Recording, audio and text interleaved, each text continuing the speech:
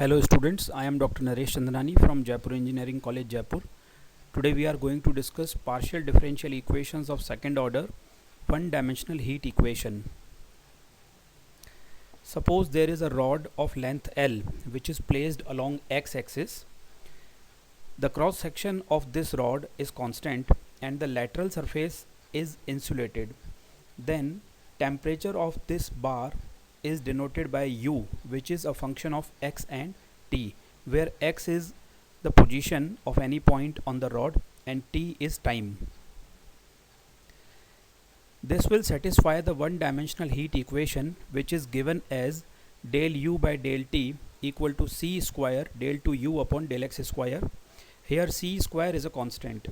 Initial conditions are given as uxt equal to function of x at t equal to 0, uxt equal to 0 at x equal to 0 and t equal to 0. The boundary conditions are uxt equal to 0 at x equal to 0 and at x equal to L. Suppose from the method of separation of variables, equation 1 can be solved by ux comma t equal to x into t, where capital X is the function of small x and capital T is the function of small t only. So del U upon del t equal to x into dt by d small t and del to U upon del x square equal to capital T into d2x by d small x square. Using these equations into first, we get 1 upon x d2x upon dx square equal to 1 upon c square t dt upon dt. Suppose this is equal to lambda, where lambda is a constant.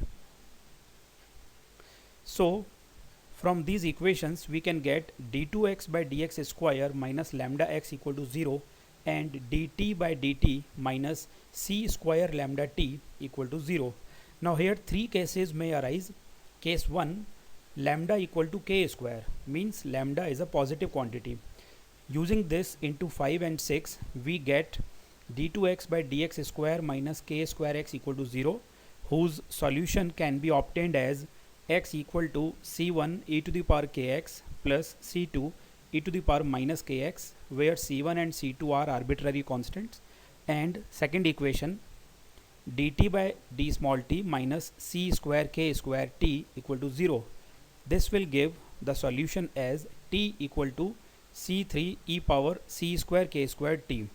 So multiplying these two, we get the solution as u equal to c1 e power kx plus c2 e power minus kx into c3 e power capital C square k square t. But we will reject this solution because when t approaches to infinity, u also approaches to infinity. Now second case, lambda equal to 0. From equation 5 and 6 we get d2x by dx square equal to 0, which gives x equal to c1x plus c2, and similarly dt upon d small t equal to 0, which gives t equal to c3. Multiplying these two, we get the solution as u equal to c1x plus c2 into c3. This solution will also be rejected because for all values of t, it gives a non-zero solution, which is not possible. Now we come to case third, when lambda equal to minus k square.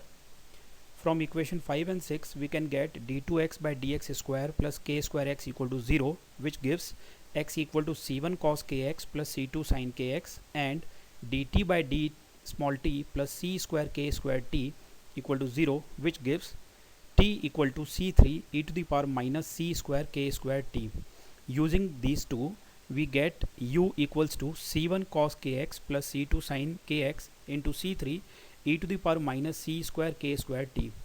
We multiply c3 with the two constants given in the bracket, so we get an cos kx plus bn sin kx e to the power minus c square k square t. This is equation number 7. From 7, it is clear that when t approaches to infinity, u tends to 0, so this solution is suitable. Now from equation 7, u equals to an cos kx plus bn sin kx into e to the power minus c square k square t.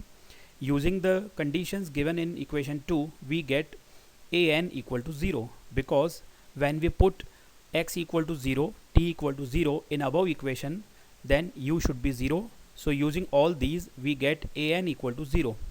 Also using condition third into equation 7, we will have sin kl equal to 0, because bn cannot be 0. In that case, u will be a 0 function.